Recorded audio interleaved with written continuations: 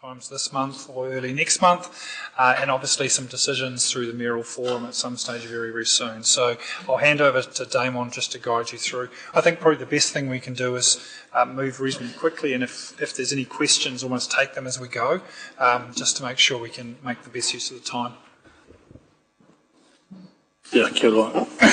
Thanks for the opportunity to come and present on the regional spatial planning process. It's essentially a big program of work, as JP was saying, so there's quite a few moving parts. A lot of it is kind of happening as we speak as well, so there are changes that are occurring, certainly in terms of the implementation of legislation. We know we had the Select Committee report out recently as well, and we've pivoted some of the stuff towards some of the recommendations coming out of that report. But I think, as JP was saying, there's quite a few slides as well, so I'll move them fairly briskly, but if anyone wants to stop me at any point, feel free to do so. Just in terms of what I'm trying to get through today is really just, we'll touch on the purpose, a little bit around legislative context, what really regional spatial planning is in its new context, because we've always done it but in a different way. Essentially the high-level composition and scope of the program as it sits currently. There's a number of timeframes and deliverables, and the program team, which is regional by nature, obviously local participation, and with that, that's being fine-tuned, but I'll touch on the timeframes and deliverables that we have to date. The pre-enactment program that we're working against, and I'll do a precursor to that program.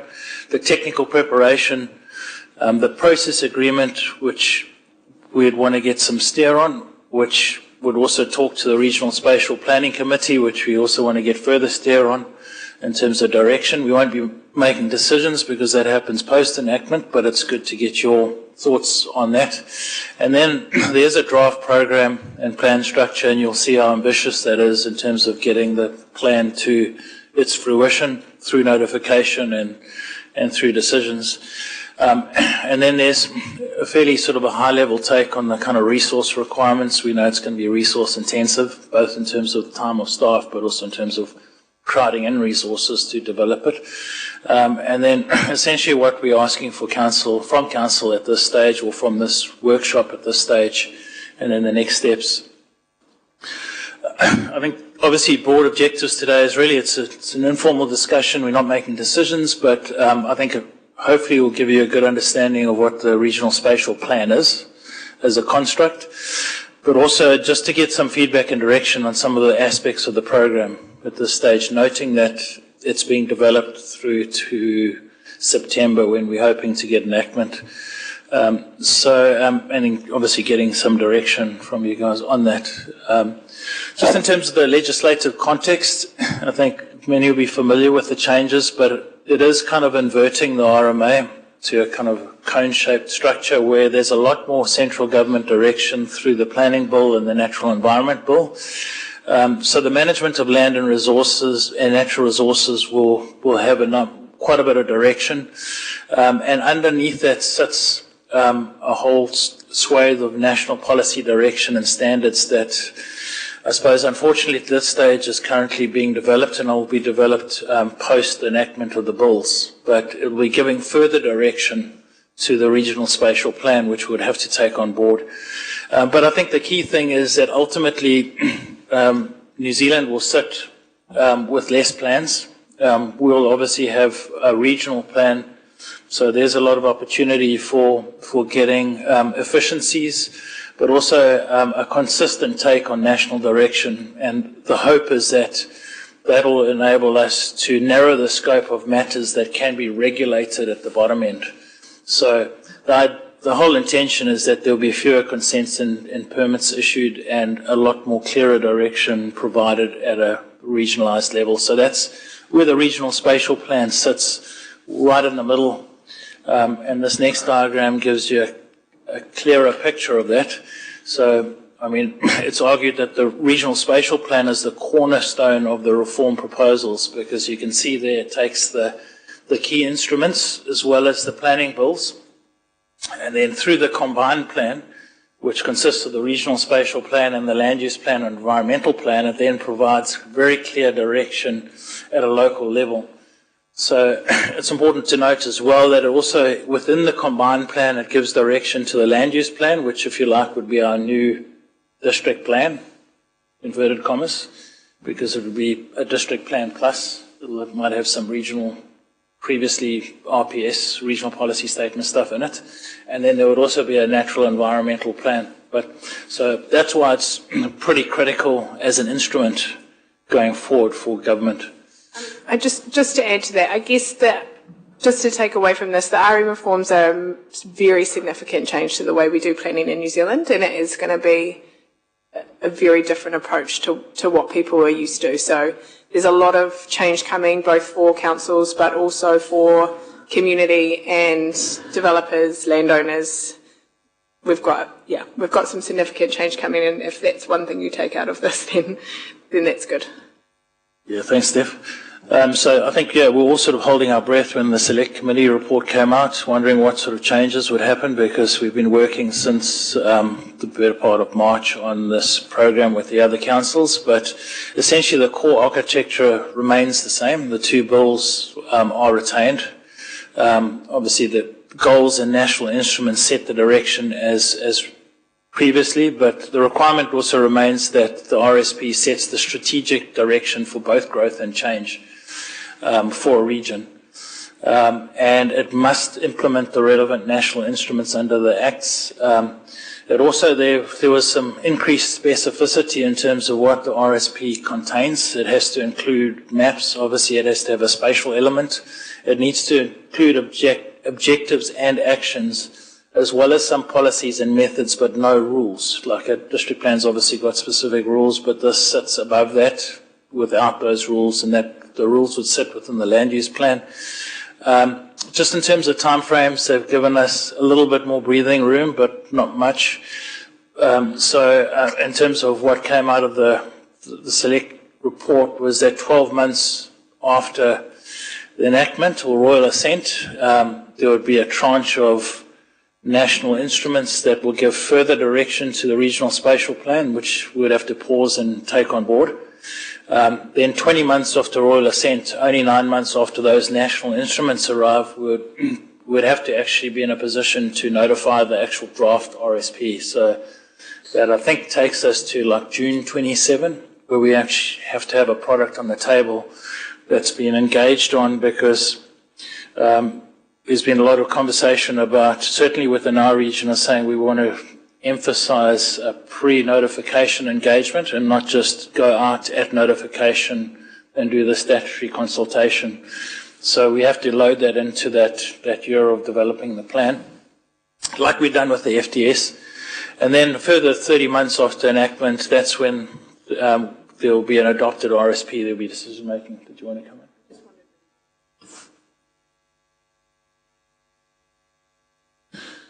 Yeah, I mean, there'll be a range of national instruments, and I suppose it'll talk to, things like adaptation, environmental limits, and a lot of that is difficult for us at this stage because it sits as obligations within the national planning bill, but it hasn't been articulated yet from a national direction perspective.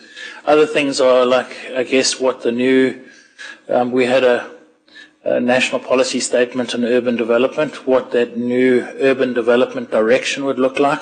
I think there was definitely a suggestion that the housing targets may change. Things like also the projections that we use for growth might change as well, using, for instance, stats New Zealand high. So there are a few of those permutations that would obviously influence how we start doing scenario work within the regional spatial plan. So hopefully that provides a bit of clarity on national direction. Thank you. Just a quick question. Will this have any impact on the strategies that we already have in place, our infrastructure strategy, the future development strategy that we've spent quite a bit of time putting in place? Are we going to have to revise those once this comes through? Yes, yes, definitely the future development strategy becomes now an input into the regional spatial plan, a solid input, but it's an input. We still need to understand what that direction would look like in terms of infrastructure delivery, and whether that's going to be influenced. But certainly the strategy, the infrastructure strategy, would have to take on board the direction from the regional spatial plan. But I would guess how we service through infrastructure, we haven't got the clarity around that yet. But we know that at least at a strategic level it would have to get direction. I'll touch on it a bit later, but this is now a statutory instrument. Previously the FDS wasn't. You could take the strategy on board, but you could still essentially drive it, just using, I suppose, your infrastructure strategy. You didn't have to give effect to the FDS. Now you have to give effect to the regional spatial plan. Just coming out of the select committee reports, I think previously those that were familiar with the planning bill, there was mandatory matters that were in the planning bill, and now that's changed to, I think what the new term is, obligations under the regional spatial plan. And they've been a lot more specific around what these obligations are. Essentially around mapping or otherwise recording the spatial layout of the region. So there's a layout dimension to this spatial plan. Almost like it won't be to the level of a structure plan, I'm guessing, but we'd have to understand what that means. And it's taking that 30-year or longer picture. So it's got to be looking like the FDS, it's got to be looking out forward into the 30-year horizon. Certainly have to define priority locations for growth and change. Unfortunately, we've done that with the FDS, so that would carry through into that discussion with the regional spatial plan. Very important. Emphasising infrastructure, so existing and future infrastructure that is significant for our district, region and nation have to be captured in there. And then the significant constraints on using or developing land. And obviously now that it's a region, it's the coastal marine area that falls within there, and the priority locations for planning, for adapting to the effects of climate change, and sites of significance for Maori as well. I think one of the challenges we will have in this first regional spatial plan would be that the direction around the natural environment matters won't have landed by the time we notify these plans. That comes a lot later, so things like environmental limits won't be defined. So this first version will be sort of a less complete version than the next version, noting that these RSPs will be reviewed and monitored. So I think there has been thinking around building in a pause and review period while we notify, and if direction lands a bit sooner. And we'll just take a few more questions on that slide. Yeah. Councillor Lee, followed by Deputy Mayor. Sorry, yep. Thank you, Madam Chair. I just had a question going back a couple of slides. You mentioned that there'd be a switch away from, I guess, the Infometrics data to Stats New Zealand data as a basis. What do you perceive would be the effect of that change? For us, not so significant in the sense that in the short to medium term, our Infometrics data reflects growth at a higher level than the Stats New Zealand high.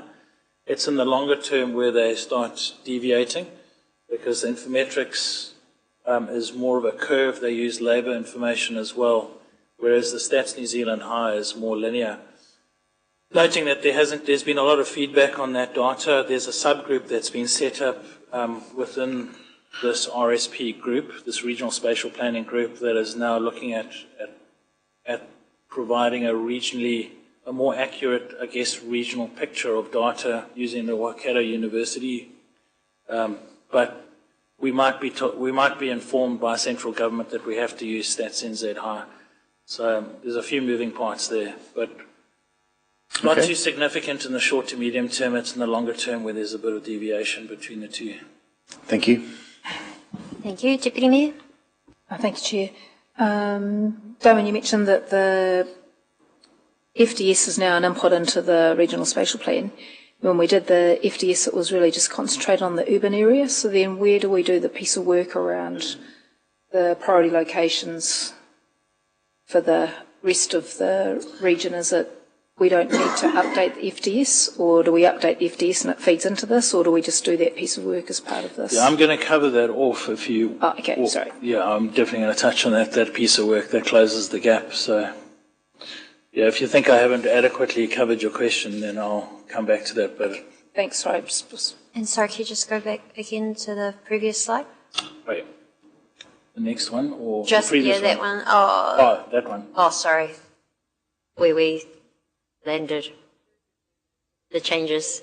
It was just a question how it's mentioned in there around aquaculture settlement areas. I'm presuming based on the one prior to that of customary marine title. What I'm quite curious at is, like, we are unique with our significant lakes, 16 of which 14 are lake beds are owned by Rotorua Lakes Trust. So I just wanted to check if that is lakes or just referring to coastal.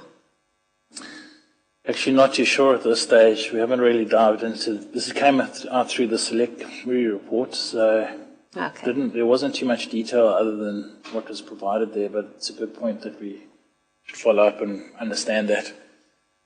Sorry, just to add to that, while it's not specified there, the RSP will need to give effect to any treaty settlement that have already gone through. So I guess the lakes will be the ownership of the lakes will be part of that. Oh, okay, thank you. Because I was also mindful, we're trying to deal with a pest lakeweed issue at the moment. We've potentially we do have a risk of golden clams. So, yeah, it would be good for our council to know what that might mean in terms of our water bodies, although they're not coastal. Thank you. Yep. So just coming back to what essentially government's defining regional spatial plan, it's a long-term 30-year approach of making choices about growth and change. So we've got to be explicit about what those choices are at a regional level. And it has to provide clarity to guide future decisions on planning, investment and implementation. And I think pretty critical for things like significant infrastructure at a national level that's obviously being implemented at a regionalised level. And some of the benefits is obviously for the first time it's really considering a region-wide approach that's focused on urban development as well as environmental considerations and protection. Whereas before we didn't really have that joined-up thinking. Obviously everyone sort of developed within a district space, and now it's mandatory that we consider, and it'll enable more effective planning and enablement. That's the intention. Ensures greater alignment between the national direction and the land use planning. I've mentioned that already. And then strengthening investment conversations and partners and agencies. And I think this is where we obviously see significant opportunity in terms of getting across the lines key priority areas within the district. And then greater consideration given to inter-regional linkages and opportunities. So certainly looking at the state highways and the access to tourism, energy, and obviously labour markets with respect to industrial locations in the rural areas, but also equally looking at a much sort of getting a regionalised understanding of movements with respect to commuting, but also residential development. So it helps us really strategize at that level. In terms of the high composition and scope, we're in a good starting point as a region. Smart Growth's got their strategy that covers effectively Western Bay together with TCC. Smart Growth's been going for the better part of a decade, so they've got that institutional arrangement down. So they're in a good space, and they've just recently adopted their strategy in 2024, their revised strategy. The three sort of Eastern Bay councils, together with regional council, they came up with an Eastern Bay Spatial Plan, which is also recently adopted, and obviously we've got our FDS, which, to answer your point as well, it really covered the urban and peri-urban. We're doing a piece of work that will close the gap in terms of understanding our rural area, which I'll touch on a bit later. Then, in terms of the high-level composition and scope, so the new scope is really shifting the focus from essentially a a voluntary collaboration between regional council and ourselves, even though we try to formalise it as much as possible through the FDS to a statutory process.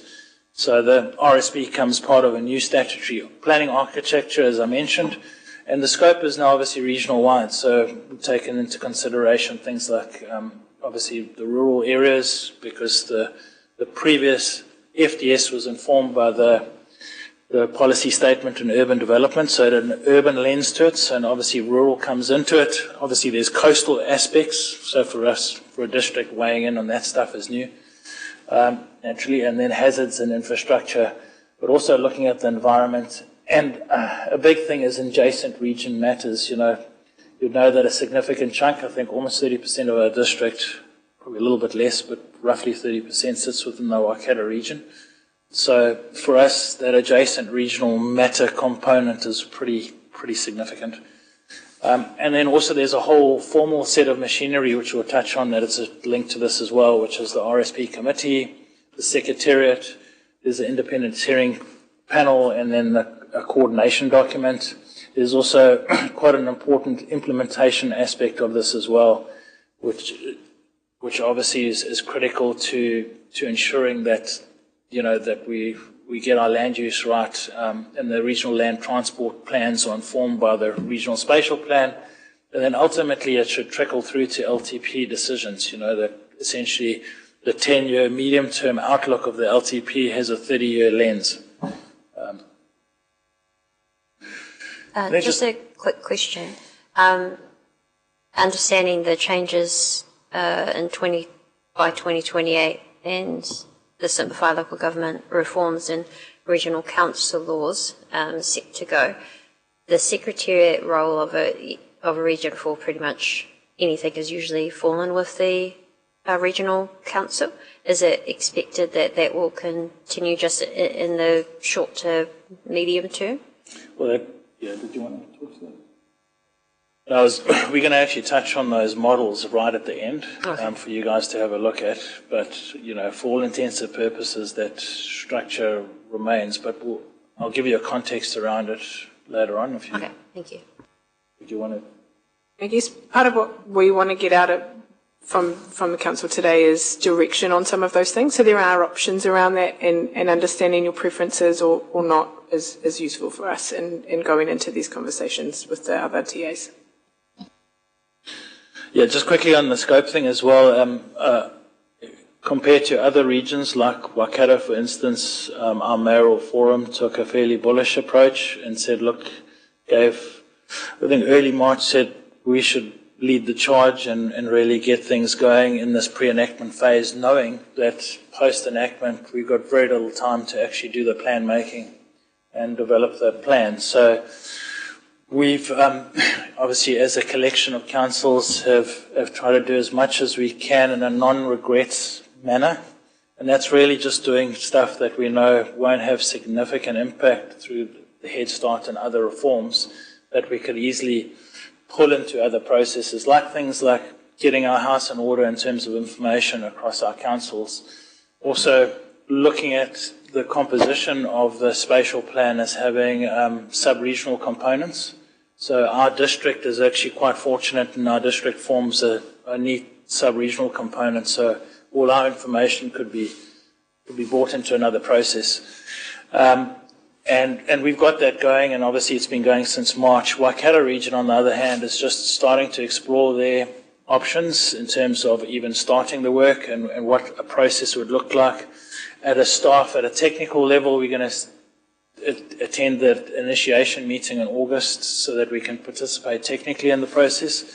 And then what we're doing, to answer an earlier question really, was looking at an assessment piece of work for our rural area. If you look at that map, it's a little bit faded there. You can see that red boundary. That's the boundary of the FDS, which took the urban area into account and some of the peri-urban areas where our growth areas are.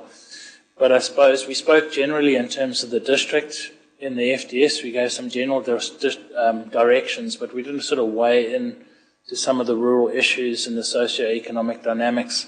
So we thought in this pre-enactment space, it would be safe for us not to come up with a strategy, because that would happen later as part of the regional spatial plan, but certainly to get our house in order in terms of understanding the rural trends issues and some of the potential options that we could put on the table, potentially anyway, through the regional spatial planning process. So that work's underway with, and obviously we'll be providing updates on that. But the focus really is around understanding the socio-economic environment together with some of the residential patterns that have been happening within our rural areas. Just in terms of what the structure is, you can't really see the boundaries too much in this, but anyway, there will be a whole of region chapter, and this is what we committed to, I guess, as a collection of councils.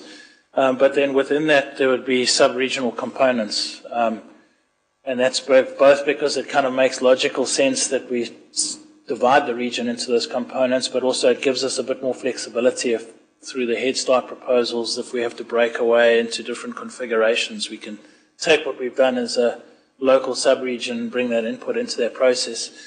But essentially those sub-regional components would be the Eastern Bay of Plenty, those three councils that form that, the Western Bay, which is the old smart growth boundary.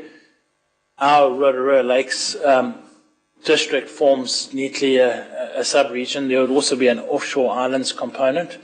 And then Taupo has also been included as a sub-regional chapter, just because some of a slither of their district falls within the region. Then there will be inter-regional chapters, potentially. So the link between Bay of Plenty and Gisborne, and obviously the Waikato link is in there. And we've just included a small part which doesn't fall part of the Bay of Plenty regional RSP, but we would have to interface with Waikato. So there's a slither there that actually falls within the Waikato component that at a technical level we need to just be on top of. Just for clarity, the offshore islands are administered by previously DIA and now MCERT. Yeah. I think it's two islands that have plans. I think it's Mare Island and Matiri that would obviously be brought into that process. Just quickly, in terms of all the reform that's going on, that dotted line there relates specifically to the regional spatial plan. I don't know if you can see it, but essentially we're anticipating the direction to be given, or the royal assent to happen, in September. Then there will be another tranche, as I mentioned, of central government or national direction, and that tranche 12 months later, in September 27, will be giving further direction to the regional spatial plan. So we would have got things going. We would have got to September next year, and we'll have to review what we've got based on the government direction. And then March 2028 is when we anticipate obviously notifying it. So not a lot of time to get things going. And then in June, it's June, 21 months after that, that will be a notification, sorry. The March 28 is another tranche of government direction that doesn't talk specifically to the regional spatial plan. We'll be talking to the natural environment plan and the land use plans. But we might have to consider some of that. But in June 2028 is when we notify it, and then in March 29 is when we have decisions on it. So I guess all that government direction has moved from like a 3-year process now to a 4.25 year. So they've increased the amount of time. So for the better part of 4 years, we'll be working through direction, delivering products. Below that, I won't go through that in detail, but that talks to some of the water reforms and the Head Start processes that are all happening in parallel, that obviously we need to be abreast of so that we can pivot at any time to a new configuration. In terms of what we've been doing during the pre-enactment phase, is really working towards that mayoral forum the 10th of September, because that's where we want to get direction, not a decision from councils, because it rests with councils, the decision making around the regional spatial plan, but we want to get feedback on some of the draft options we put forward in terms of the institutional arrangements, which is the spatial planning committee, as well as the actual plan program. So what we've been working on is essentially a draft process agreement, which I'll touch briefly on, and then the draft program. And we're in that space now where we're getting feedback in this across councils. So typically what other councils have been doing, they've been either doing workshops or taking it to council meetings. I think the preference has been, I think, for workshops, get a bit more time to discuss quite a meaty topic. And then on the 10th of September, we're hoping that we can land the options and get clear direction from the mayoral forum, because we're going to not have a lot of time once enactment takes place to get the Spatial Planning Committee and the Secretariat and all the kind of machinery together to start developing the plan. So that's a landscape view of I guess, what's happening. So post-enactment, we'll be looking at refining the process agreement options. Councils will agree on what that agreement looks like. The Spatial Planning Committee will then immediately be set up and the Secretariat established between September and December, that is. And the Regional Spatial Planning Program would then essentially be handed over from this kind of current arrangement with Regional Council doing a lot of the coordination to whatever the Regional Spatial Plan Committee looks like, and the Secretariat to drive that. Thank you. Just got a question from Councillor Sanford. Yeah, thanks, Your Worship, and through you. Just a couple of questions about the timeline to me, just so I can get it clear in my head. And a few sort of background questions. How often are we going to have to review this? Is it like a long-term plan which gets reviewed every 3 years? What's the... Yeah, so there'll be a statutory review process, and I think it's 3 years. I can go back and check that. But while we're in this process here, there will be a more frequent review process, because we would have to review it every time there's a new tranche of government direction that arrives. Yeah, and that was sort of where I was. So yeah, it'll be a supercharged review. Yeah. Over the next till 2029, I guess. Yeah. So in terms of that, because it seems like we're going to have to, let's say, take 2 steps forwards and then every now and then take a step back to consider what the government's releasing at that time. Is that roughly a good analogy? Roughly, yeah. So I guess they talk about a sort of a no regrets approach to this. We know what we know, so we're going to try and make sure that we kind of do the stuff that we know well first, and then the stuff that we don't know, we'll have to build in contingencies for that. So things like environmental limits, and we might have to pull back, I guess, in some of the development areas that we've defined based on the fact that there will be new requirements on environmental limits and adaptation, and depending on what that adaptation requirements mean. In terms of, and the notification, is that the public notification where we go out to the public? Are we getting, before that, is there public engagement in in the RSP that we're putting together, or is that the stage that we actually go out, or is there earlier notification as well? So as technical staff, we've had discussions that obviously there's been no decisions taken by councils that'll happen later, but as technical staff we've said that it would add value for us to have early engagement prior to notification. I think it's more than likely we would have to anyway from an iwi perspective, because the bill says that iwi have to be involved right at the outset. It sort of tapers off later on. So in terms of requirements. Yeah. So best practice is And then following on from, one more bit on this. Following on from that, so in terms of the, obviously it's not an ideal process that we're getting put into here because it's not so streamlined. But the national instruments obviously inform the RSP, but we're not going to have the national instruments until midway through the process at best.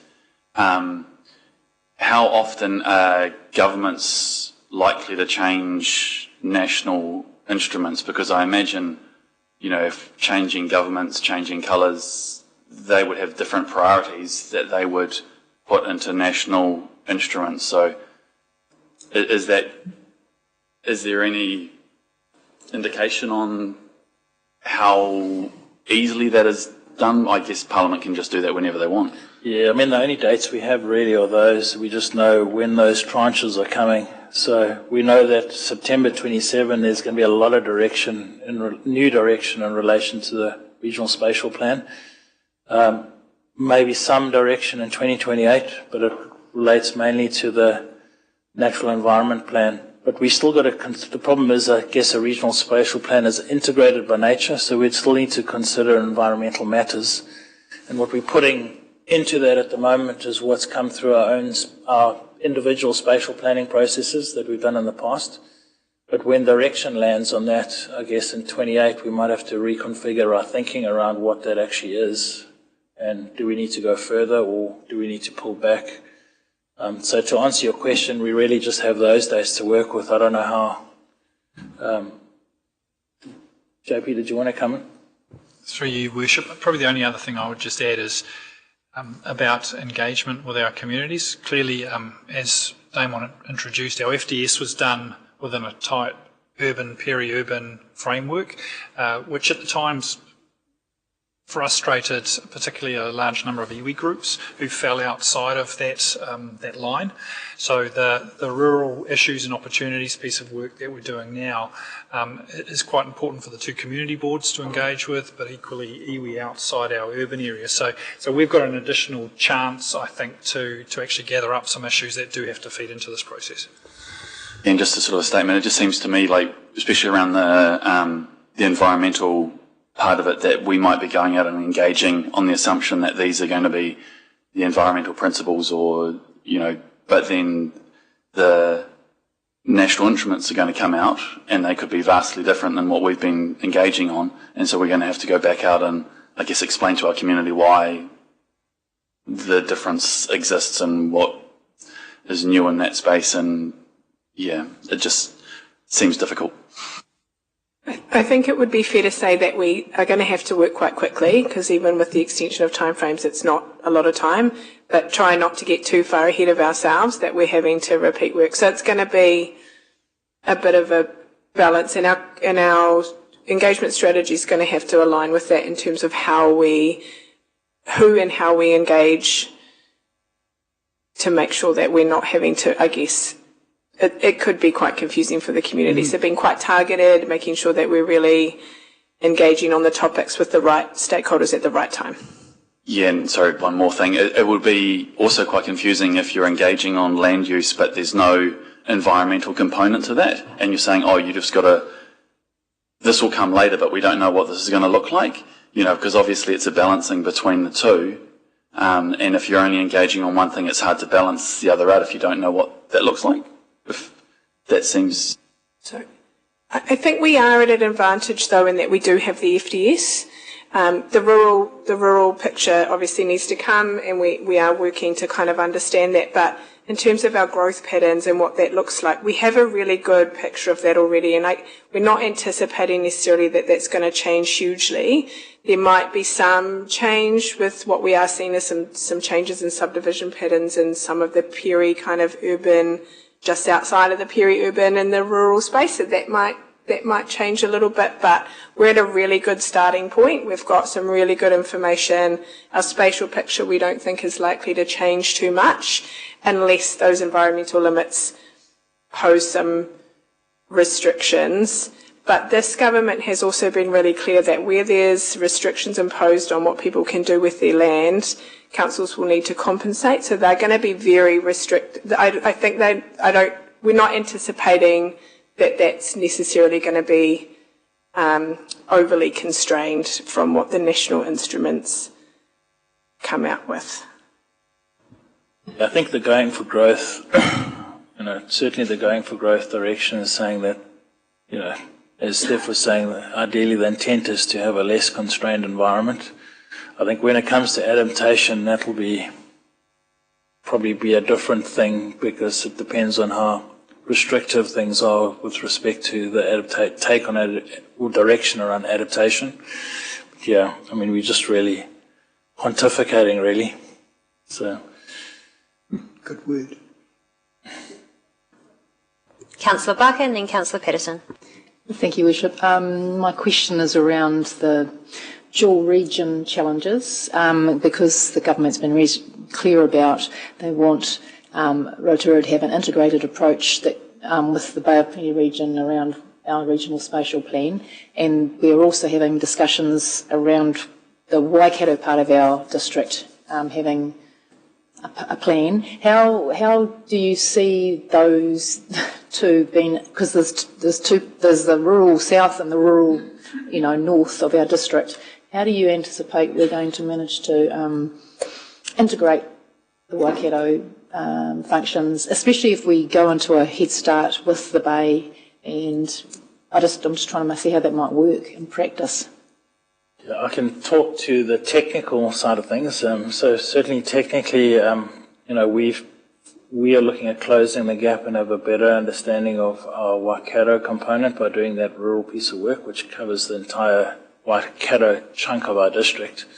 I think in terms of the process around involvement with Waikato region, they're really at the early stages. They've taken the approach of really just making sure their house is in order. They've been working with Future Proof, which consists of some of the councils, to just ensure that, I guess, the data inventories are available to move into whatever that regional spatial plan is, and their regional council has taken the lead as if it's a regional project at this stage, and they're not doing much until enactment. They're really just at this stage just trying to understand what the process would look like. So I guess we've just been ensuring that we're involved in the process as staff at this stage. I think also it's the way that the regional spatial plan is proposed to be structured. So what will become very important for those parts that sit within the Waikato is the interregional chapters. We also have in the wider Bay plenty interregional chapters with Gisborne and the other one. Gosh.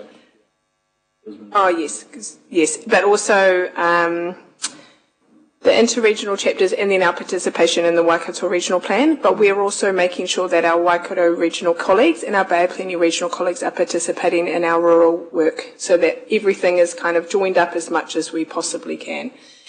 The structure of the regional spatial plan is also that sub-regional approach. So done that on purpose, that if anything changes through a head start process or anything else, we can essentially, or any part of the region could get cut out of that regional spatial plan and get sucked into another plan. Lift and shift. So we've been really, made a really clear effort to make sure that it's as flexible as possible, anticipating all this other government reform.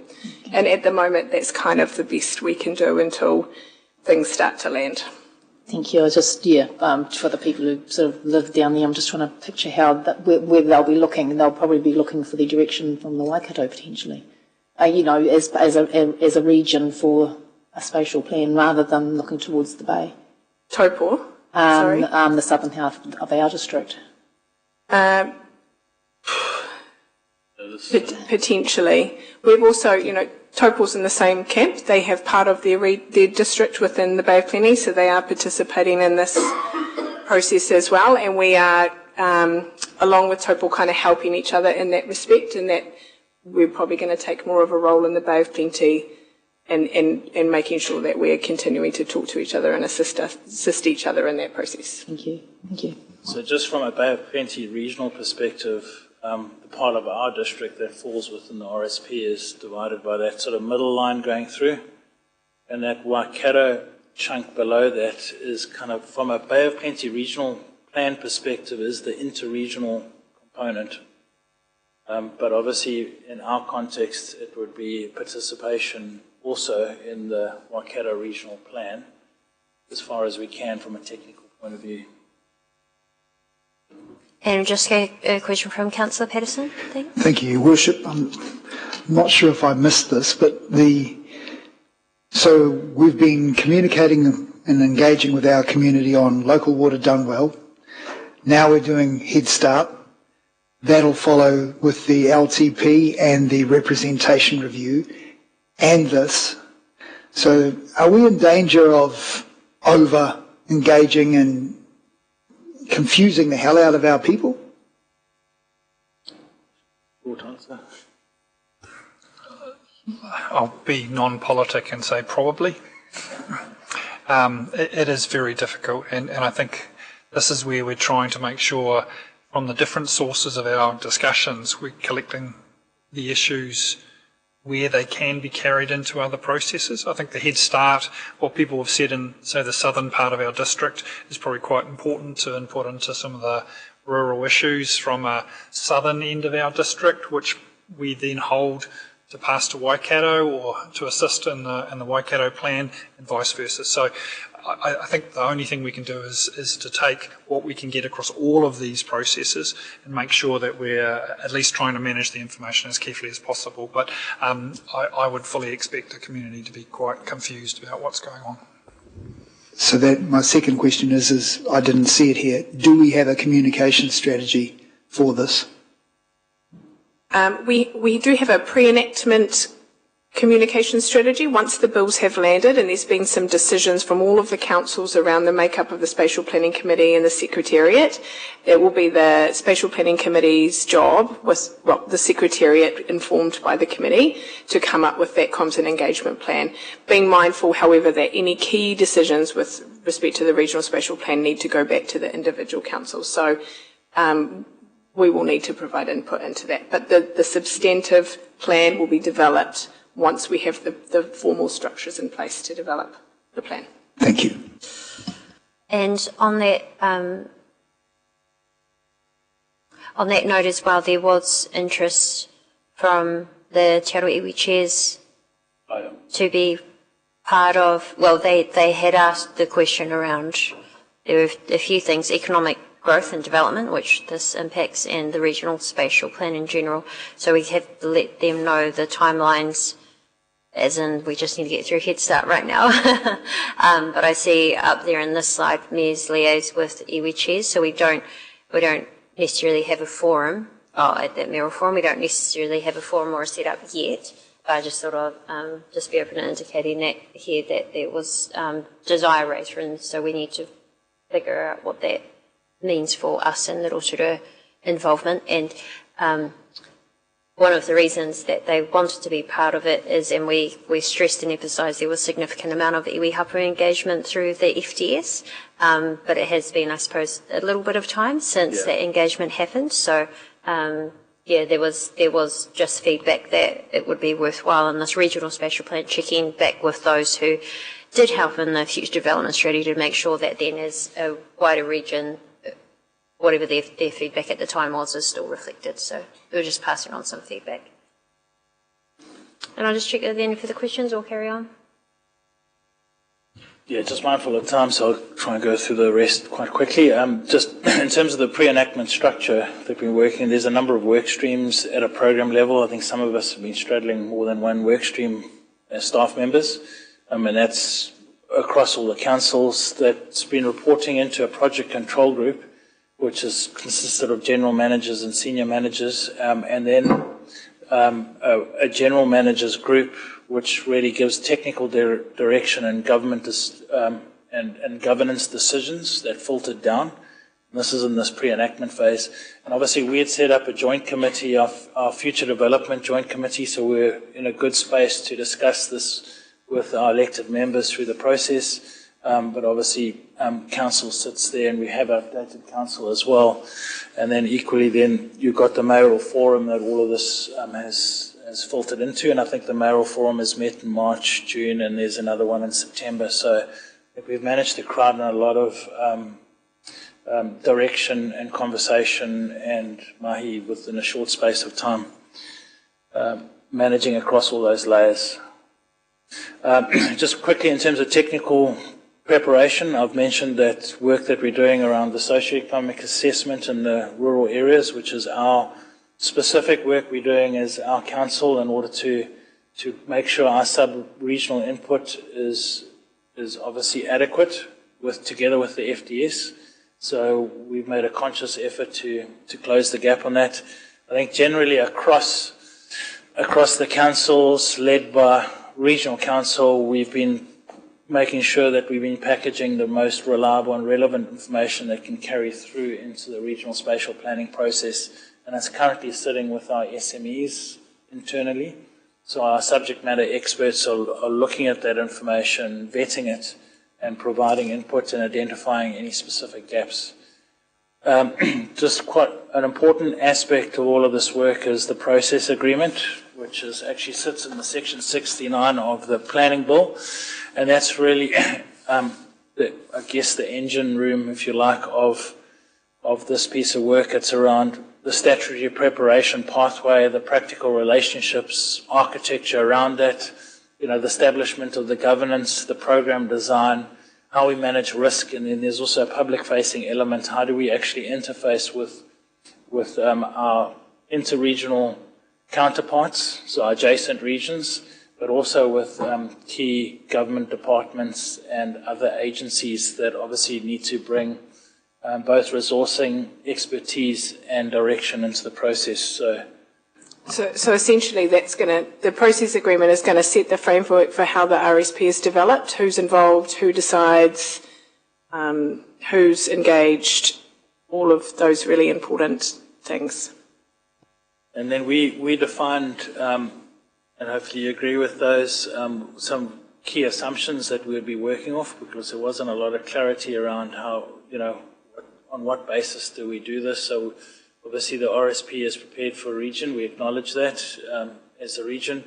We said, look, we want to be flexible in our approach, as I mentioned, so recognizing 3 sub-regions. We also said Maori interests, EU interests and responsibilities needed to be reflected throughout the process and not just at a point in time. And then existing joint committee arrangements needed to continue sort of, I suppose, from pre-enactment, but ultimately there needs to be space to refine them in order to take on board, obviously, legislation when it becomes enacted. The approach will remain flexible, we said, based on that feedback earlier around government direction landing at points in time so that we can take that on board. And then obviously making sure that our scope, form and content of the regional spatial plan and the ultimate combined plan will will obviously take on board national instrument direction, but also for us to continue in a no regrets manner. And then a first generation RSP will be developed using good sound planning practice so that there's not a lot of risk going if there are substantial changes to the configuration of the region.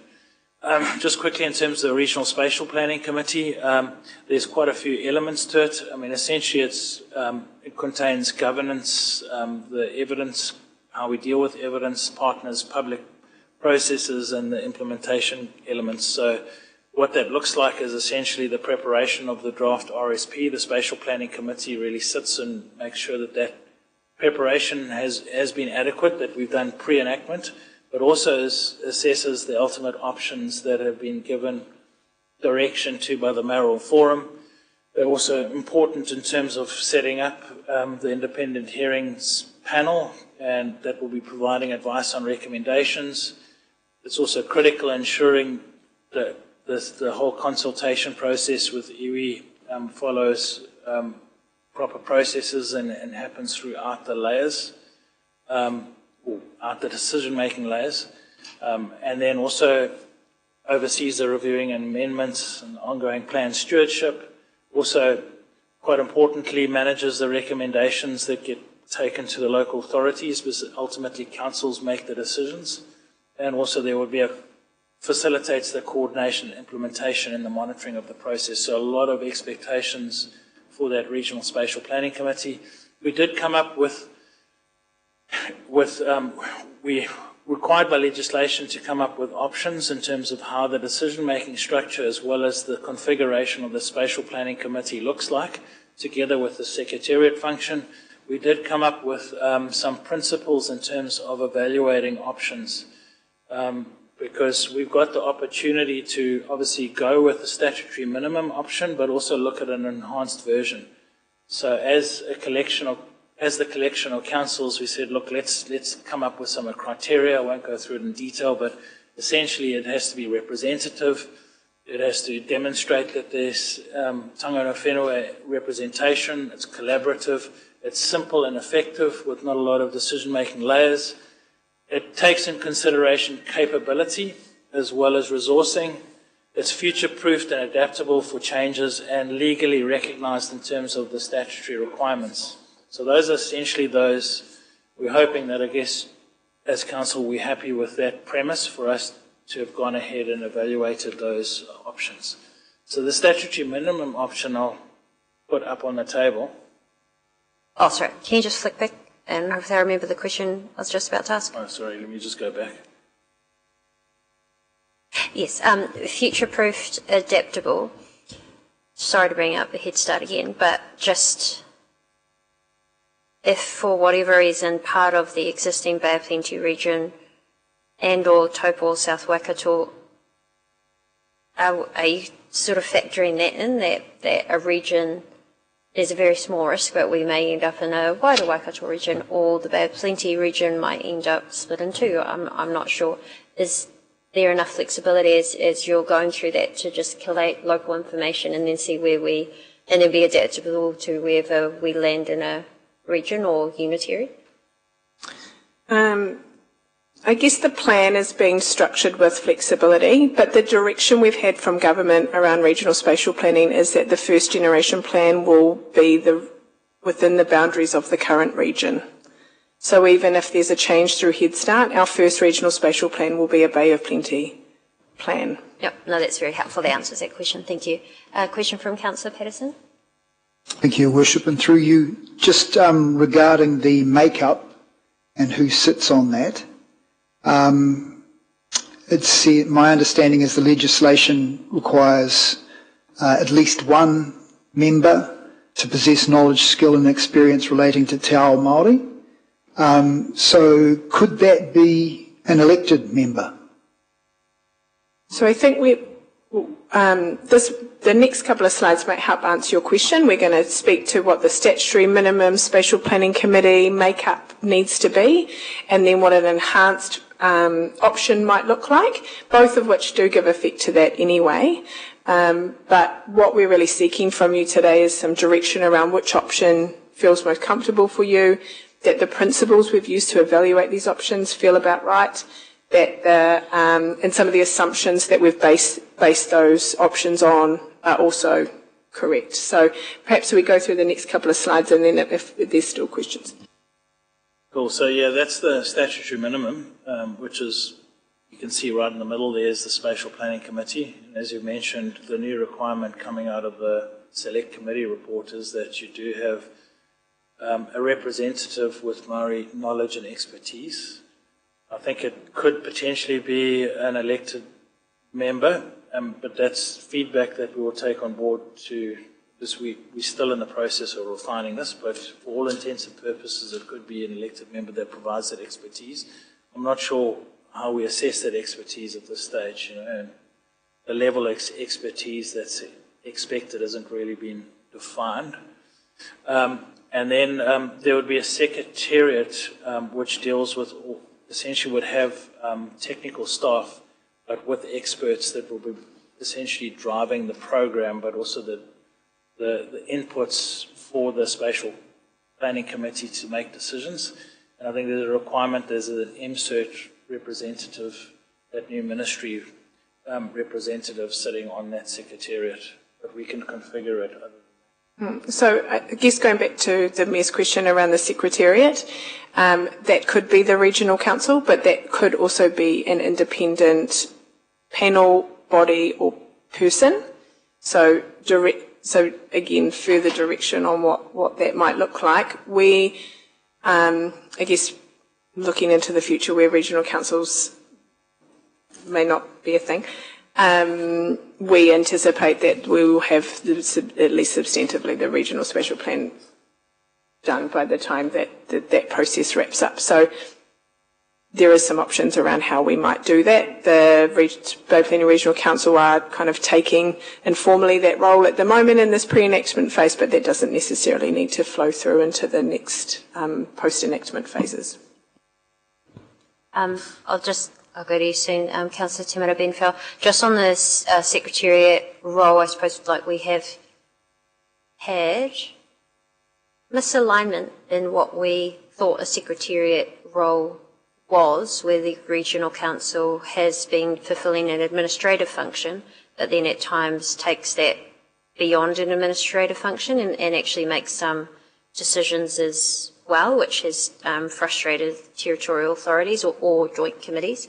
So I think just in order for that to be successful, we just need to be really clear, no matter who is the Secretariat, exactly what that means. Is it administrative or is it essentially organising? Like, does the joint committee have the final say? So I think that's just some feedback that we'll pass on.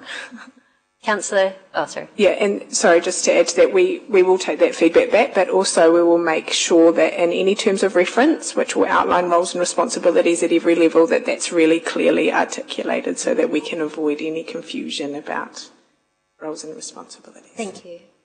Councillor Te Mara Benfeld, and then please let me know if you have anything, any other questions. We've probably got about 20 more minutes of this workshop, by the way. So there's an independent... Yeah, thank you, Your Worship, and through hopefully a quick question, just regarding the representation model of the committee.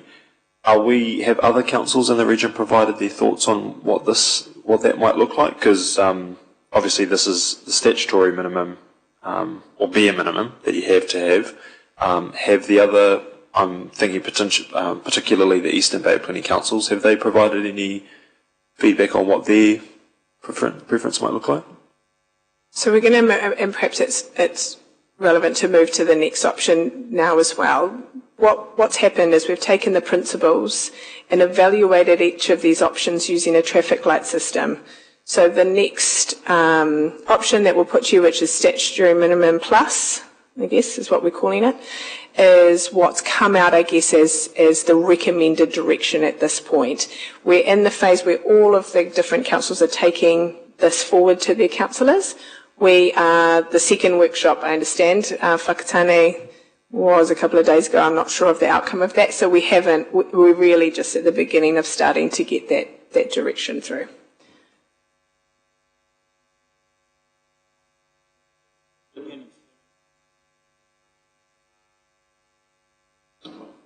Independent hearings panel that will make decisions, and that they make recommendations to councils, but there's another pathway where there's recommendations made to the minister on obviously national significant infrastructure, upgrades to key infrastructure and Crown assets.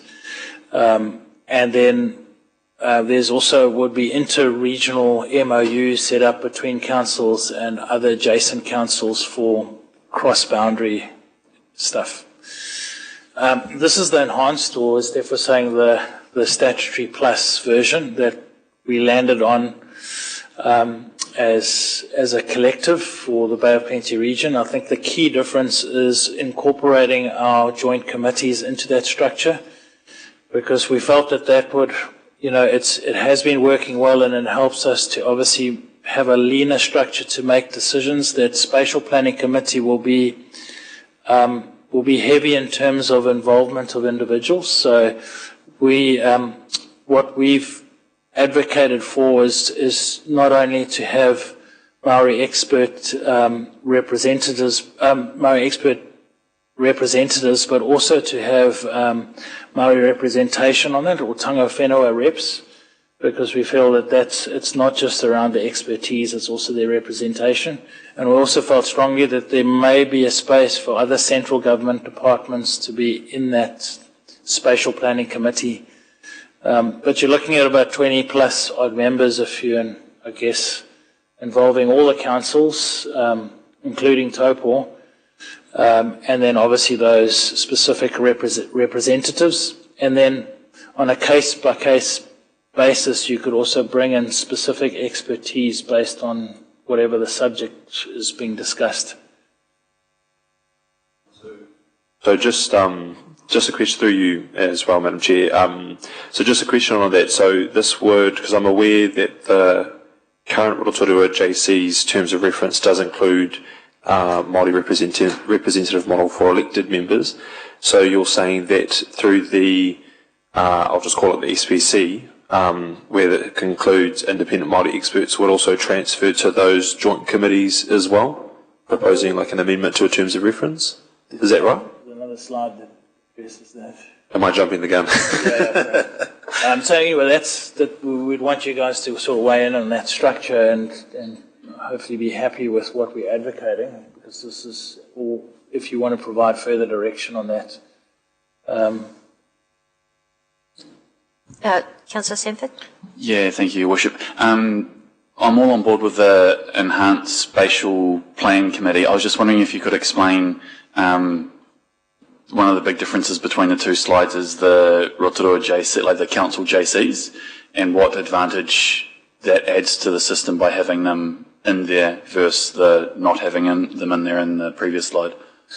It's a leaner structure that's focused on our interest areas, so we can have a space where we can, I guess, have that tactical discussion, I guess, as a district to say, look, what are we putting forward into the Spatial Planning Committee, which, in order to be lean over that period for development, needs to really just be making decisions. It shouldn't really be in a space of spending a lot of time taking stuff backwards and forwards and trying to get through the nuts and bolts of stuff. So it helps us, A, to just make sure that, I guess, as council, we are up to speed in terms of our elected members that are involved in the process, and B, that we can take forward a position into that Spatial Planning Committee in a very truncated sort of time frame, certainly in this initial plan-making phase. I guess, though, Councillor, it does add a layer of decision-making. You will have full council making, obviously, the ultimate decisions on the key items of the spatial plan. There is elected member representation on the joint committee, and then there would be elected member representation on the spatial plan committee. They could be the same or not. The only difference with the joint committee is that the Bay of Plenty regional councillors also sit at the table. There may be some advantages in that, I guess, in terms of having more of that regional view, but we're really seeking some direction and advice from you around what you think might be the best option in terms of those decision making. Thank you. I'll give you just a quick example and then we'll go Councillor Te Mira Benfell.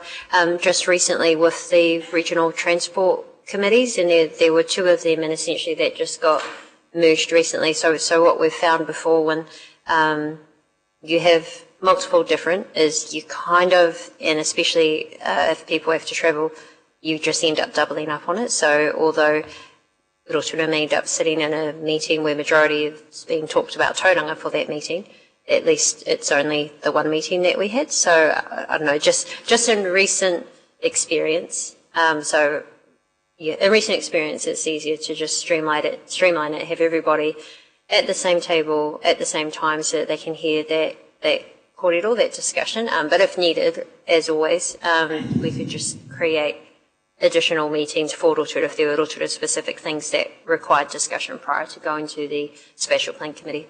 But that's only one thought that was seen in recent times. Just to add, I guess the difference between us and the rest of the sub-regions is that the sub-regions are made up of multiple councils. We sit on our own. So you can imagine for the sub-regions, Eastern Bay and Western Bay, having a joint committee is actually very critical because they've got two sets of councillors, well, three in fact, at the table. For us, it's just us and regional council. So we potentially could take a different approach there because we are a little bit more unique in that respect. But maybe to provide the flip side of that, not necessarily, is that I guess the mandate for the committee is an expanded mandate. It's got its own terms of reference, so it's not bound to just the RSP. We sort of look at the RCOG, stormwater issues. And that's why we've called it the Future Growth Committee. Joint committee, so it deals with other regional council matters, other matters with regional council that are not necessarily tied to the RSP. Not necessarily advocating that we stay with that. I'm just putting all the cards on the table. You should probably just coming in late on that conversation too. And I think the key point Steph made, and it is repeated by Damon, those other councils may want to have their own caucusing around their sub-region before it goes into the wider spatial committee. So I think we were given an option then to have our own space like them. So whether we need it or not, or whether we keep our focus on some of those other wider issues we've got in our joint committee, I think we could, with us and the regional council just working together, we could either be there or not have a joint committee if it streamlines things. Thank you. Councillor Te Marabenfau and then Deputy Mayor. Kia ora, thank you, Worship, and through you. Just one comment. I think it looks really good. And going back to your comments regarding the no regrets approach as well, there's strong alignment with proposals currently around the unitary authorities. And I think given that new potential landscape, having joint committees, well, potentially whatever that might look like moving forward, but having those committees to talk about that specific area's interests in the landscape of a wider region, I think is really important. From having just been a part of a couple of the committees that are regionally based, you can often lose the localness, I suppose, of some of those conversations and decision making. So I think it's a good addition. And the next slide I'm looking forward to hearing about as well, some of your thoughts regarding that. But yeah, I think the structure, the enhanced plus, looks quite good from that perspective. Thank you for that feedback. Deputy Mayor. Thank you, Chair. I suppose because we've got different terms of reference, how do we reconcile then if each of the three joint committees are feeding in and there's not necessarily an alignment when we're supposed to be doing one regional plan? Just wondering how that all works, so you may not have an answer for that. And the second, we do. Just following the script in terms of what came from the process agreement that's been developed by obviously all of our councils, from technical staff anyway, the direction of travel, the key direction of travel is from the joint committees into the spatial plan committee. So we'd articulate our position to the spatial plan committee, but the spatial plan committee's obligation is to go to councils. So via the, when you're making decisions through the hearings panel, another permutation is also to potentially have an independent chair that sits at the spatial planning committee that could then obviously weigh in on inputs from each of those joint committees in an independent fashion. I don't know if it answers your question.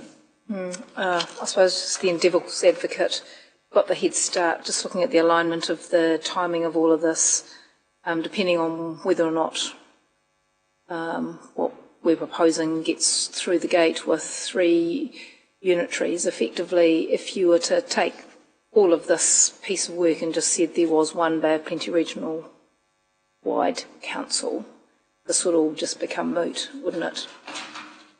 Effectively. And it would be faster, simpler, cheaper, easier decision making.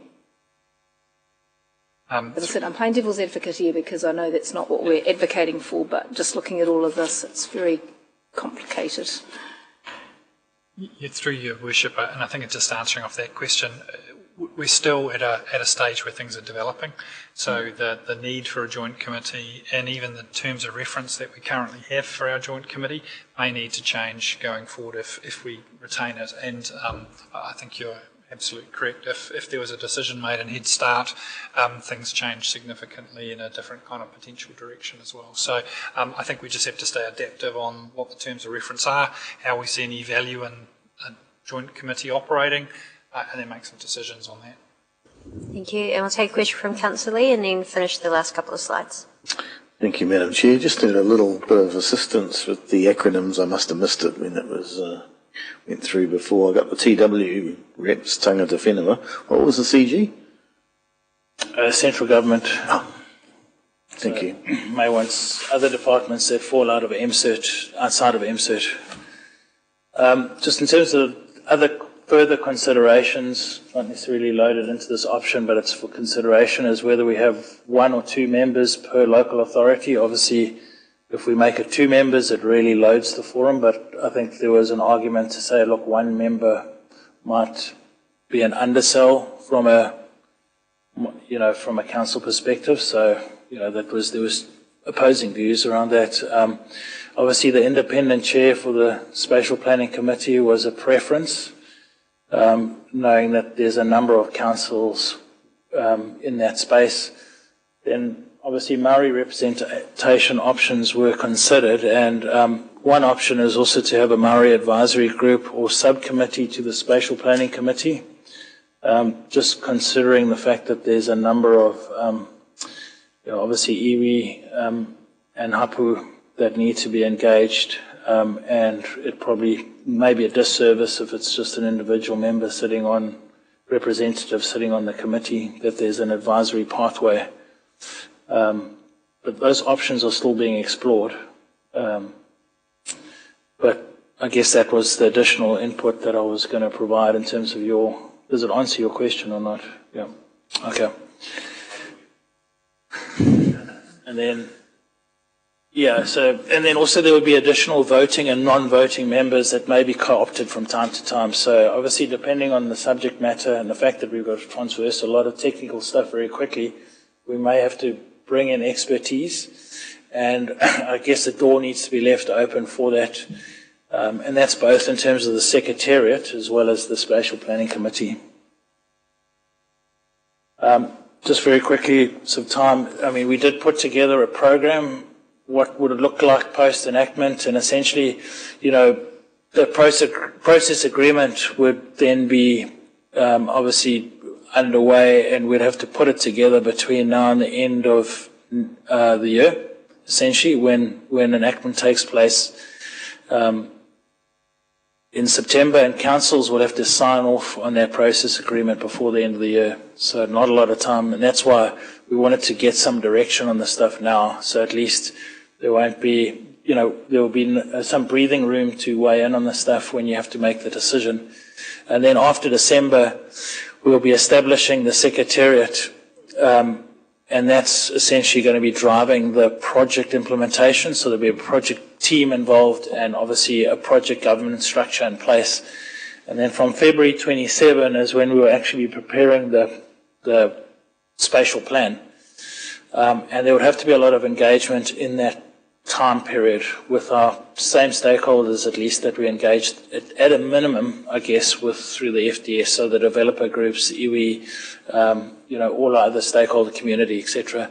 And then the councils will have to approve scenarios, and not quite sure what that will look like at this stage. There hasn't been a lot of direction, but potentially there would be nuanced sub-regional variations. So potentially we could lift our FDS scenario into that, potentially not.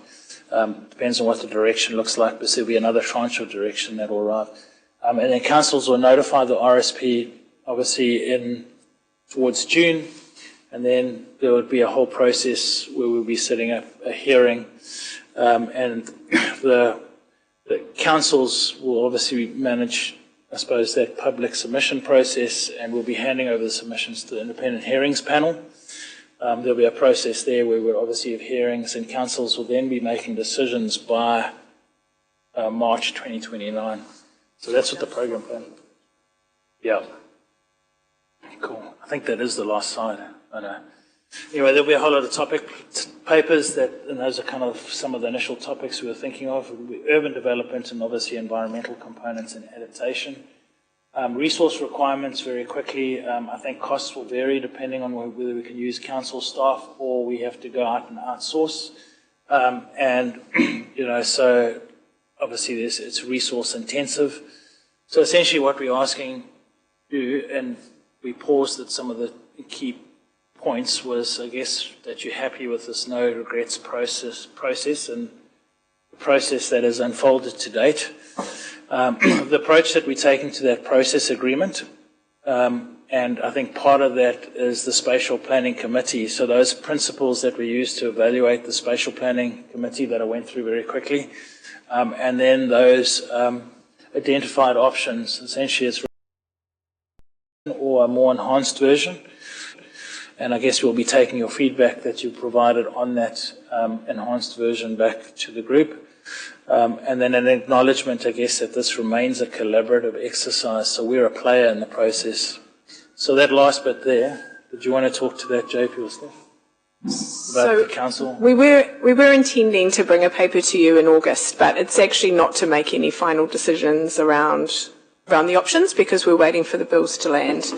So if you're comfortable, we actually could just seek some direction from you on those matters today, get some feedback, a sense of whether there's a level of comfort from the council around the direction of travel, and then we would bring something back to you at a later date once the bills have landed, if you're comfortable with that. Because essentially on the 19th of August we'd be repeating a lot of the same information and just seeking the same feedback that we could get today.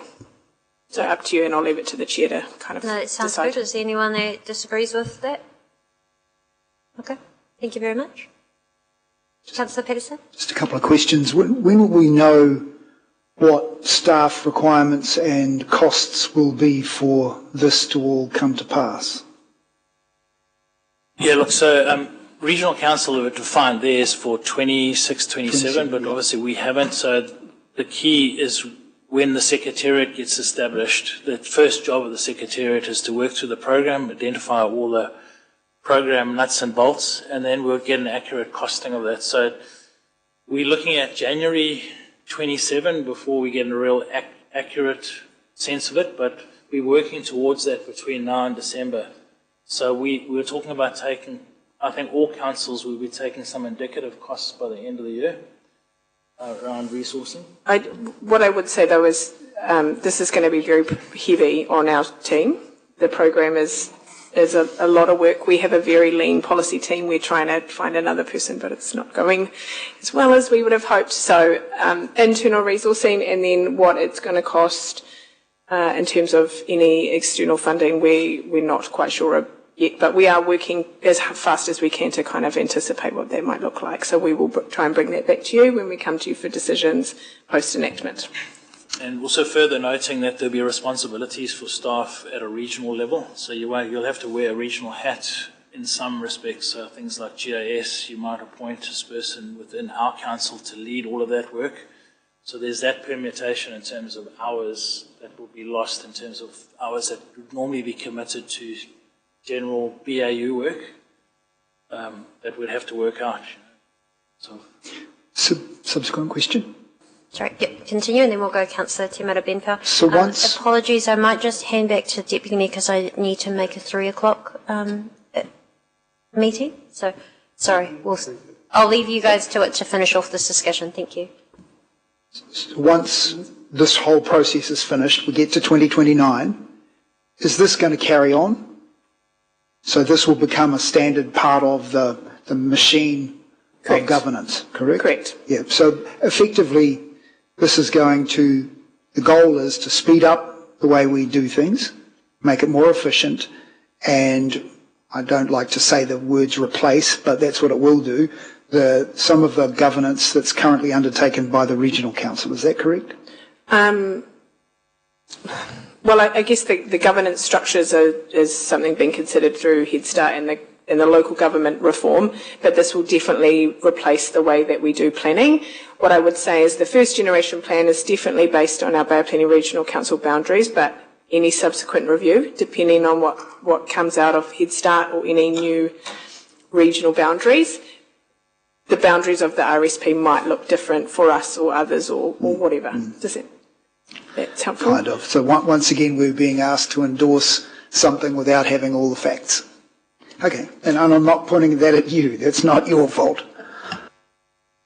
I think it was Councillor Te Mara Benpau. Kia ora, yes, thank you. Just some quick feedback before we also have to sneak off to the 3 o'clock as well. But I think the evaluation principles are really good. I think you guys as well have sort of nailed our trend of principles, which is quite good, which is what we've been working with. In terms of the representation model, I'm not sure if we've considered potentially a couple of reps from each of those sub-regions rather than 1 or 2 per council. I don't know if that's been considered through that representative model. And also just thinking if there's appetite across the region for a Māori advisory committee, potentially could look like potentially 1 or 2, or 2 from Western Bay, 2 from Eastern Bay, 2 from Central or Rotorua, and then 2 from the Māori advisory committee, just because I'm mindful of I think we've got 7 territorials, so if you've got 2 from each, the math starts to add up quite quickly, plus Māori representation as well. So, yeah, I'm not sure if that's been explored, but that's something we'd be keen to put on the table. Yeah. Okay, I'm just mindful of time, and I realise that 3 other councillors now need to depart. Given that it's now 3 o'clock and it's probably going to be difficult to gather feedback now, I'm wondering if we close this hui and maybe we'll ask councillors to provide feedback or questions into one or other of you, and then we'll see if we can try and get some sense of that into a draft paper, if you like, for potential final direction from a council meeting. Is that what you're really seeking?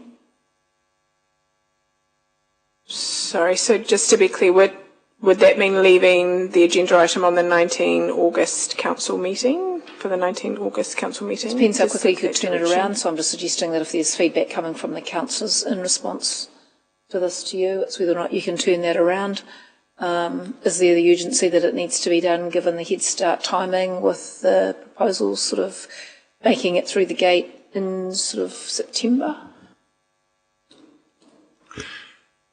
Through you, Deputy Mayor, I think our preference is, because we're waiting for the enactment and it actually even affects some of the implementation timing, maybe we take your feedback and we actually we don't push for a 19th feedback, we actually wait until next month. Okay, that's fine. So we'll do, I think that gives us a little bit more time. Just conscious that Councillor Maxwell, Timina Benfeld and Rukawa Tate are also due in the other meeting. So I think we'll bring this session to a close. So maybe if I could just ask you to do a closing karakia. Yep. Thank you. Was there one more last?